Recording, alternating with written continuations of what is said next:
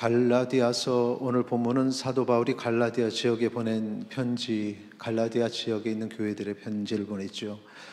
그 바울이 1차 전도 여행 중에 개척한 장소고 3차 전도 여행 중에 아마 마게도냐에서 썼을 것이다 이렇게 이제 추측하고 있습니다.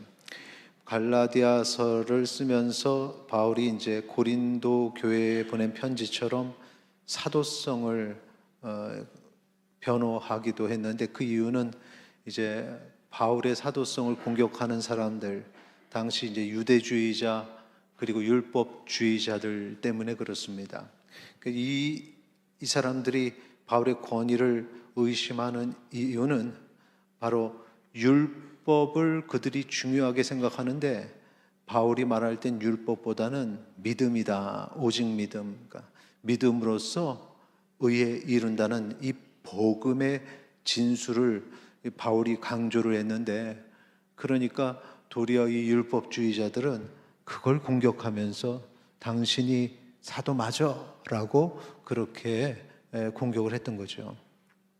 그래서 이 갈라디아에서 핵심은 무엇이냐, 그냥 이신칭의 이렇게 얘기하지만 조금 더 이신칭의와 이신칭의의 적용인데, 조금 쉽게 풀어서 얘기한다면 믿음으로써 구원을 얻는다는 이 복음, 그리고 그 복음을 받은 그리스도인이 어떻게 살아야 되는가 하는 부분입니다. 그러니까 삶의 부분까지 다루고 있습니다.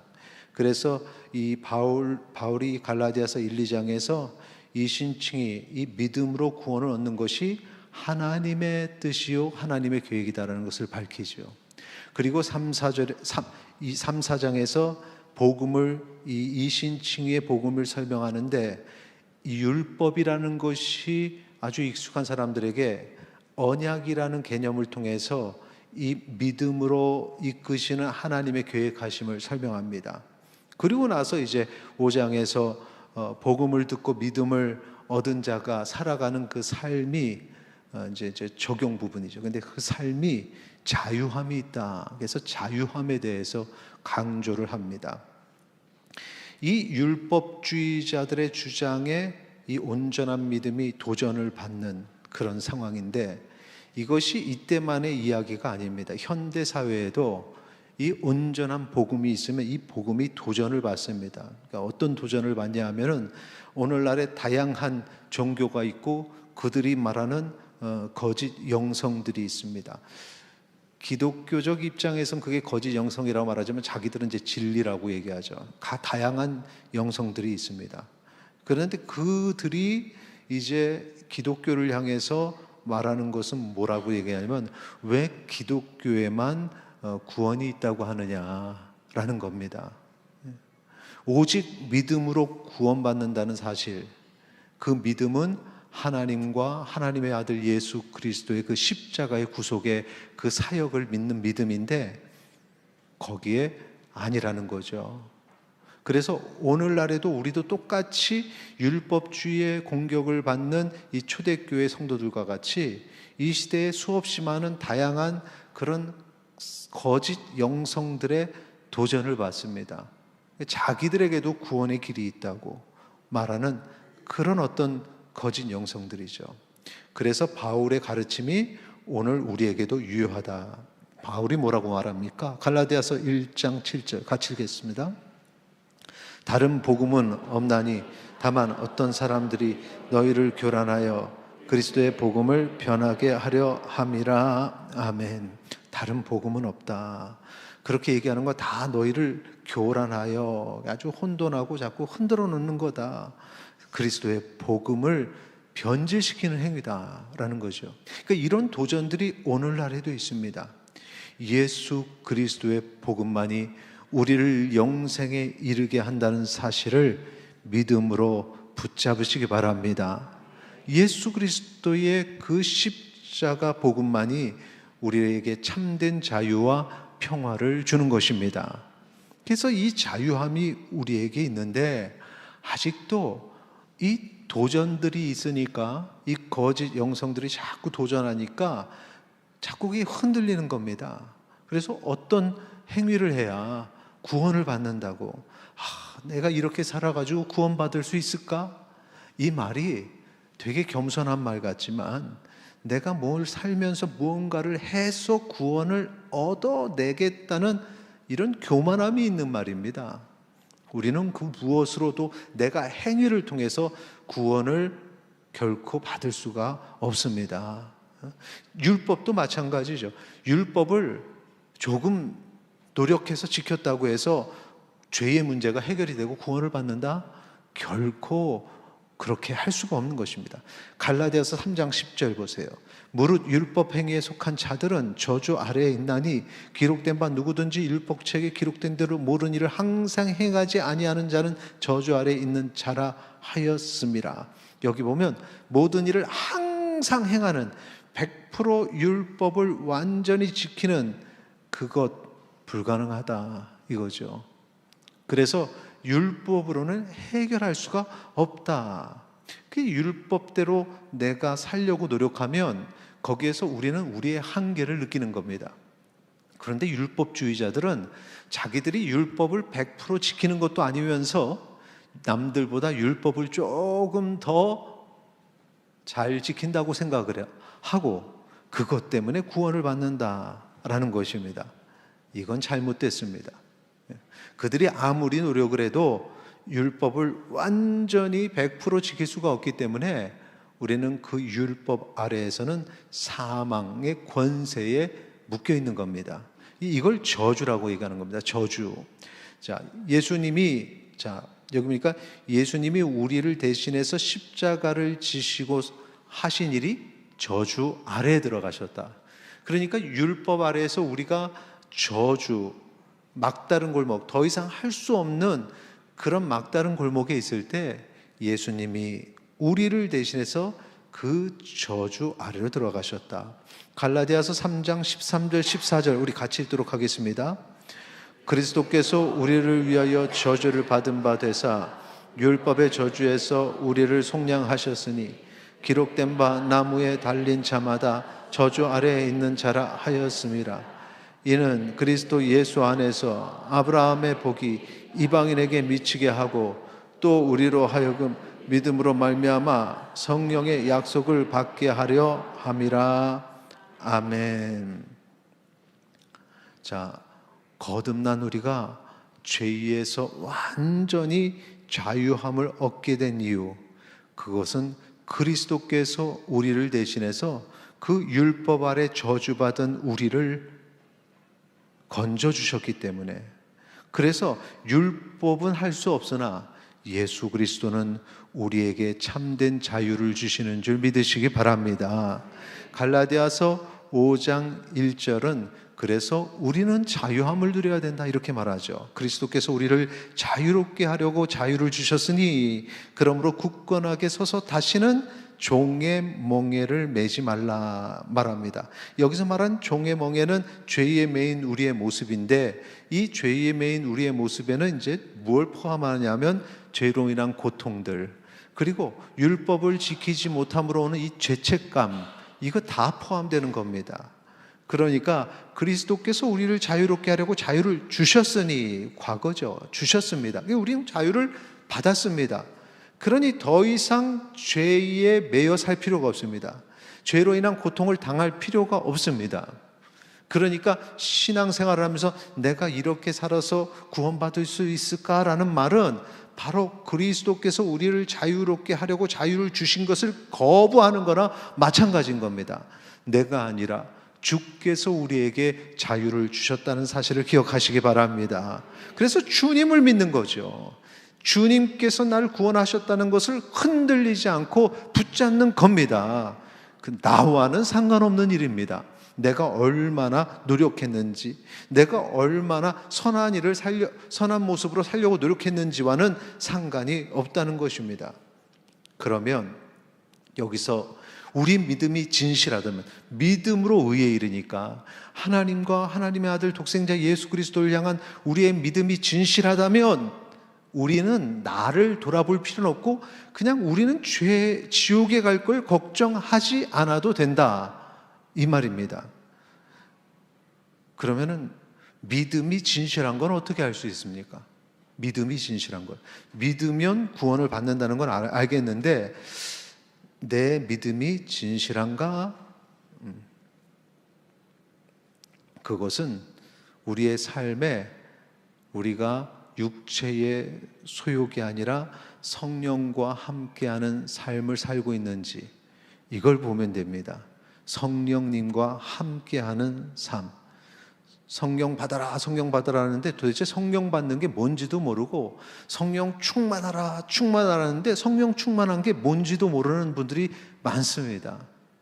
성령님과 동행하는 성령, 저는 이 말도 상당히 할 때마다 부담스럽습니다. 왜냐하면 성령님은 삼위일체 하나님이시기 때문에 그렇습니다.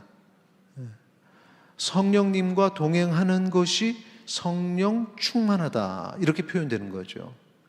그래서 내가 성령님과 동행하는 사람의 특징이 내게서 드러나는가 이걸 보면 내 믿음이 참 믿음인가 아닌가를 가늠할 수 있는 겁니다. 자, 여기서 성령님과 동행하는 사람이라는 것이 오늘 설교의 제목인데 그 특징을 살펴보겠습니다. 한번 이 특징을 나에게 한번 적용해 보시기 바랍니다. 자, 첫 번째 성령님과 동행하는 사람의 특징 첫째 같이 읽겠습니다. 예수 그리스도 외에 다른 것에 소망을 두지 않습니다. 할렐루야. 예. 갈라디아서 5장 4절에 보면 율법 안에서 의롭다 함을 얻으려 하는 너희는 그리스도에게서 끊어지고 은혜에서 떨어진 자라고 말하죠. 앞에서 설명했던 것처럼 여기에 보면은 지금 예수 그리스도가 없습니다. 내가 율법 안에 의롭다 함을 얻으려고 되게 최선을 다하는 모습이 좋아 보이는데 현대식으로 얘기해서 좀 착하게 살려고 선하게 살려고 되게 노력하는 모습이 좋아 보이는데 그건 교만이라 그랬죠. 내가 이렇게 착하게 살았으니 나는 나 같은 사람이 천국에 가야지 누가 천국에 가? 이게 이런 마음이 있는 겁니다. 그리고 그 마음 속에는 예수 그리스도의 관계가 없습니다. 율법 안에서 의롭다 함을 얻어야지 하는 사람에게는 그리스도와 관계가 끊어진다는 겁니다. 은혜에서 떨어집니다. 갈급한 사람이 주님을 찾게 되는 거죠. 어제 금요기도회 때 기도제금을 주면서 그 말씀을 드렸습니다. 우리의 삶에 빈 부분이 많을 때 그것이 참 공허하고 허전하지만 빈 부분이 있어야 하나님께서 그 부분을 채워주시는 겁니다. 내가 스스로 꽉 차 있다고 생각하는 사람에게는 하나님이 함께 하실 공간이 없는 겁니다. 그것과 똑같은 거죠.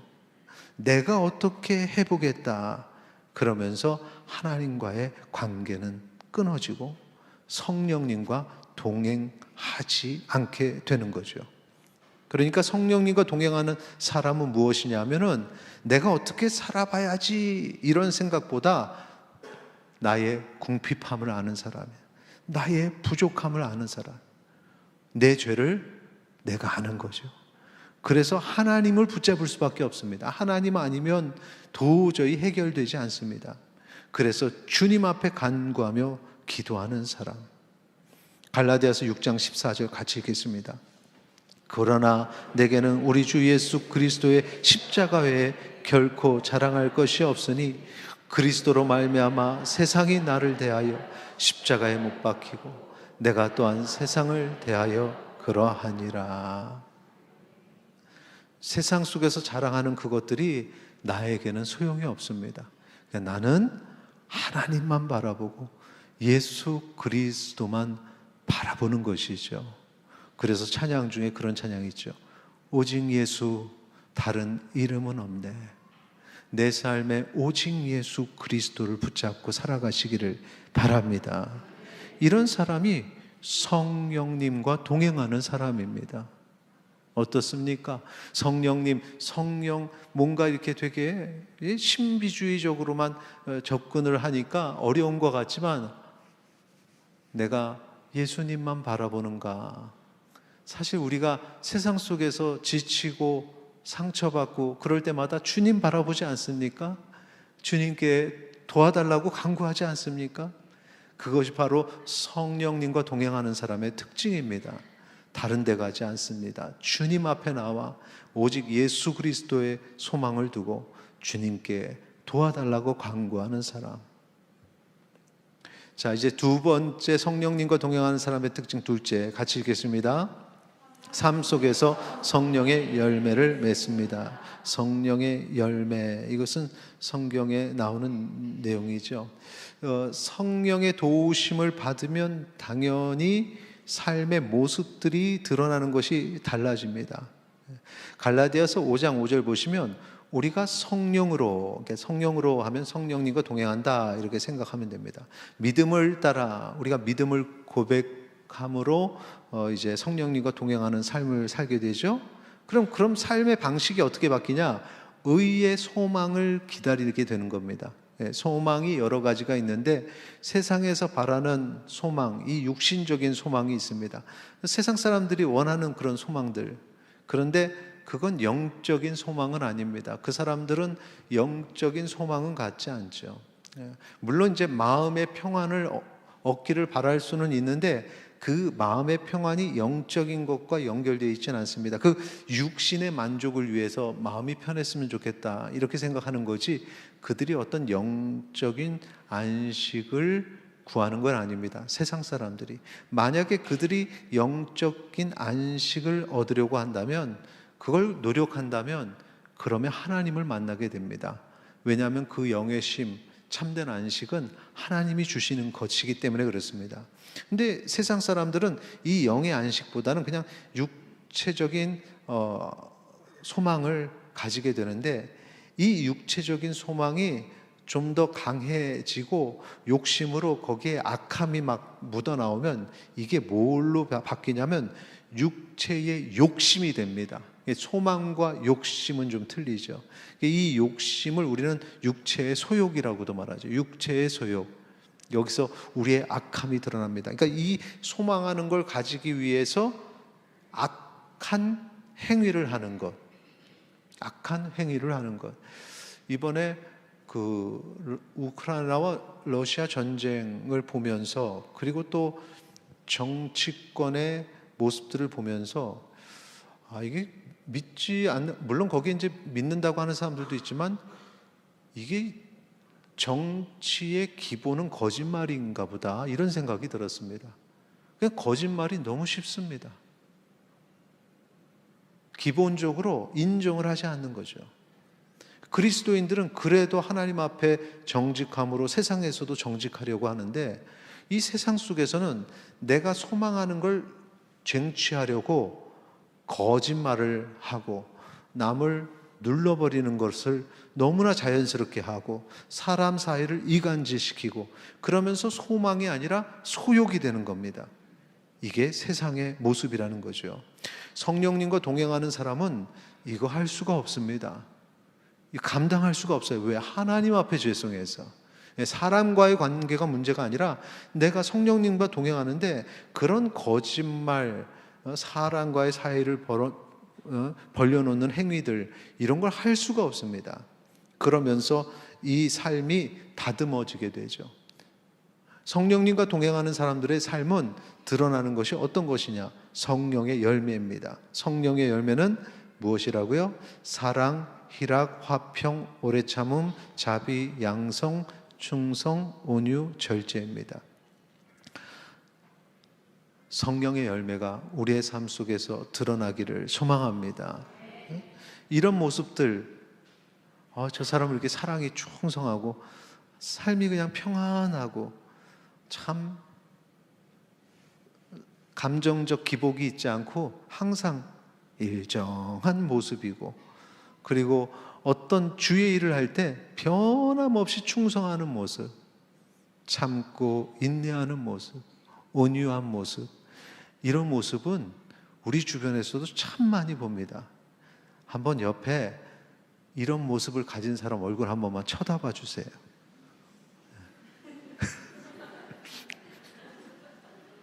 누군가가 나를 분명히 쳐다봤죠?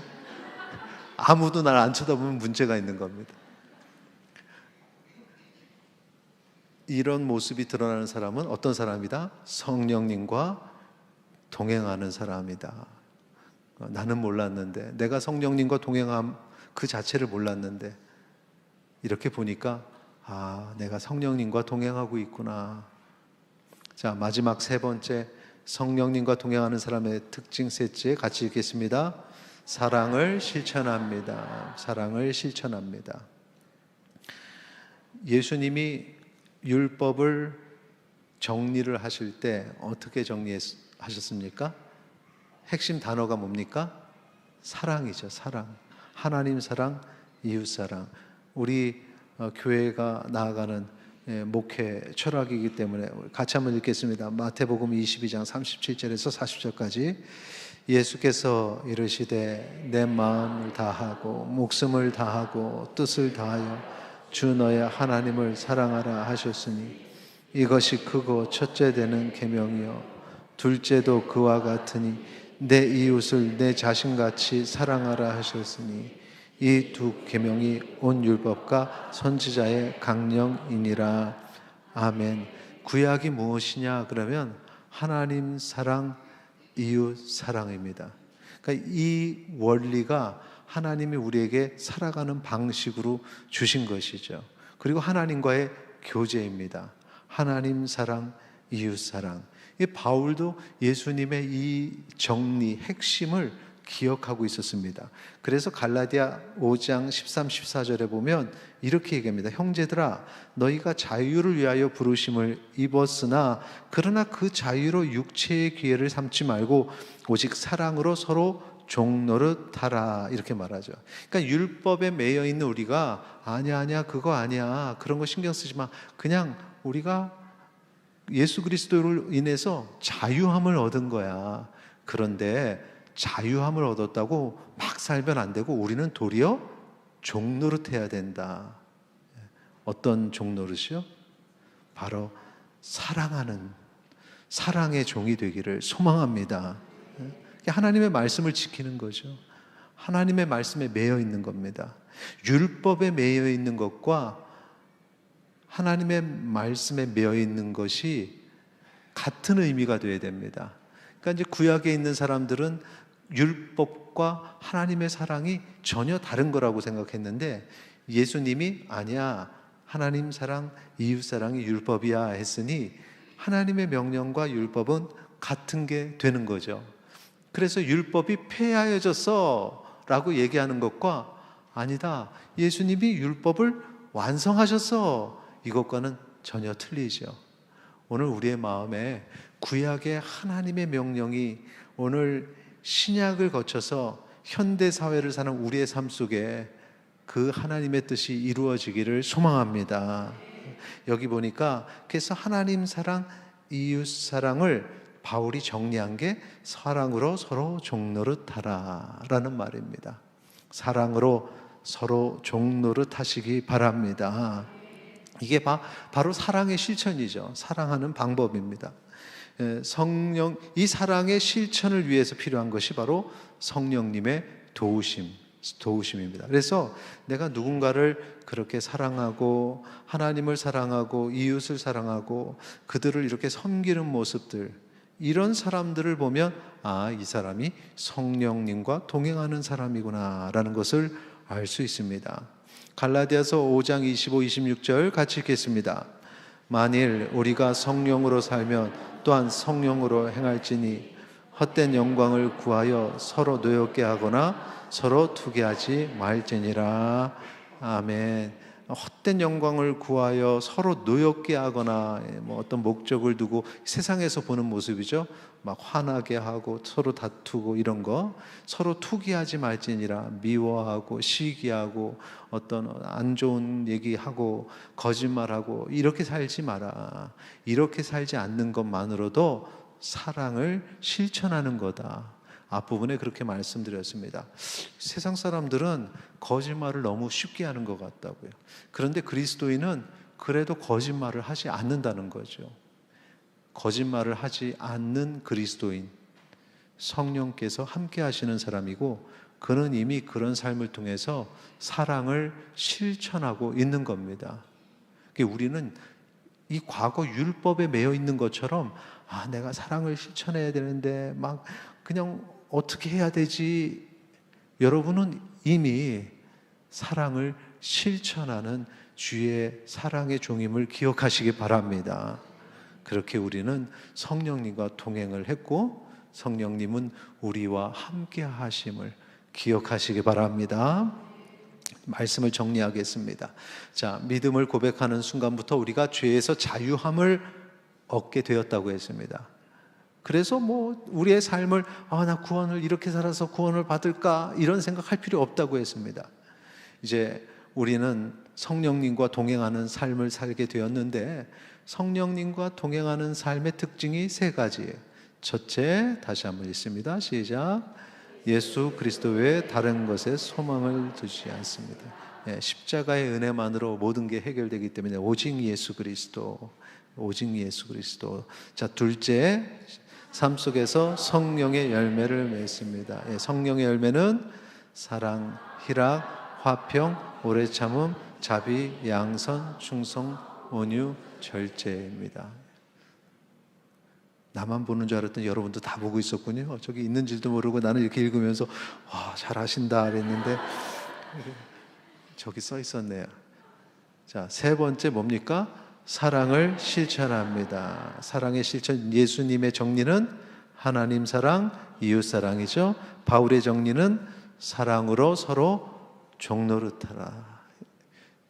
바울의 정리는 다시 한번 시작. 바울의 정리는 사랑으로 서로 종노릇하라. 그러니까 사랑으로 섬긴다는 것은 그냥 내가 이렇게 종이다 생각해야 할 수 있다고 바울은 생각한 것 같습니다. 낮아짐의 모습이기 때문에 그렇죠. 이런 모습들이 성령님과 동행하는 사람의 모습입니다. 결국 성령 충만한 사람입니다. 이상한 그런 거 아니라 우리의 삶 속에 우리 성령님과 동행하는 온전한 그리스도인 되시기를 축원합니다.